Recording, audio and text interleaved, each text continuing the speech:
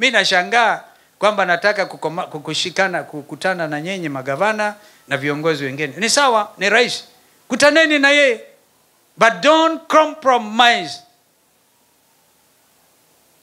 the trust the people of this region have given to you. Why terrorize the whole nation? So, Mheshimiwa Irene Kasalu, I heard you when I went to the loo. Ukisema one term must go. That is become a national anthem. And it is the right of the Kenyan people kuongea. Kuongea openly, democratically, transparently. Vijana wetu wanataka nchi ambayo inaendeshwa kwa njia ambayo ni wazi. Rigiji, second deputy president of the Republic of Kenya, akaongea juzi, akasema mkiiba kura zijazo, muibe. Yani nyinyi kina Ruto, muibe kura. Kenya haitakuwa vile tena. Ati mnataka kumshika. And he said it's a conditional. And kura, wizi wa kura is not an event. It is a process. Process mumeanza na kuiba. Kwa kuweka makamishna, and I like the nation, mesema Ruto's IBC nominees, Ruto's. Sio ya wa Kenya. You cannot appoint IBC commissioners peke yenu. Amuku nisikiliza. So now, that process, which Rigiji was talking about, is evident. And all our international friends, all Kenyans and international friends, wanajua, as we speak, mnajama ya kuiba hiyo kura. Gachagua aliwaambieni, hamutaiba. So if you want to arrest Rigiji, mshike, alafu atilia na Kalonzo, you will not steal.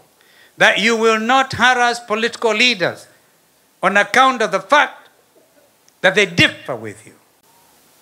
We are part of this country. We are taxpayers. Tunalipa ushuru.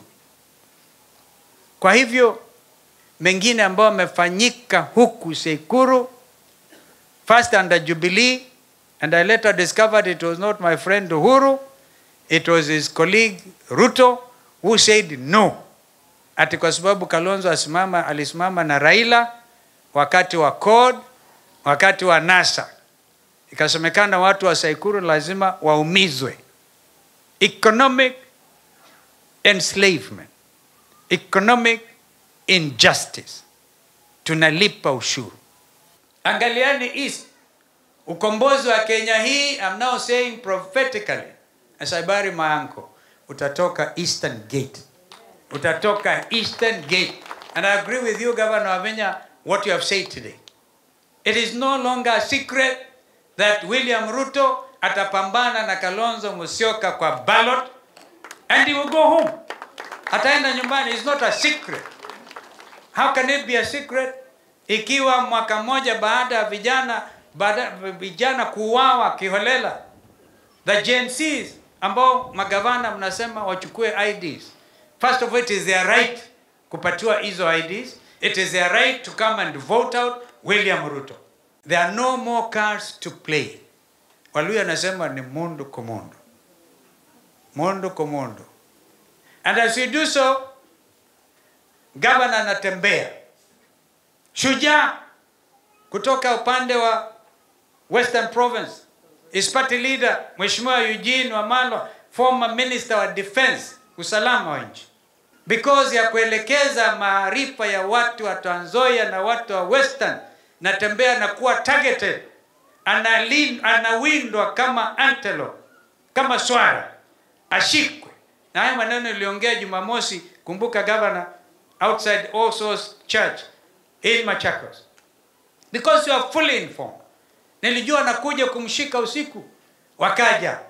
Siku nzima jana, gavana anateswa. Anawekelewa vikwazo. All kinds of innuendos. Yani to embarrass him. Sasa bwana DCI, you are very lucky kwamba hiyo magari Subaru ambazo zilichomwa na wananchi wa Trans Nzoia, you are very lucky that they are still there. Because wananchi wa Kenya wamerefuka. they can see huyu ni unyanyasaji mtupu. Gavana ana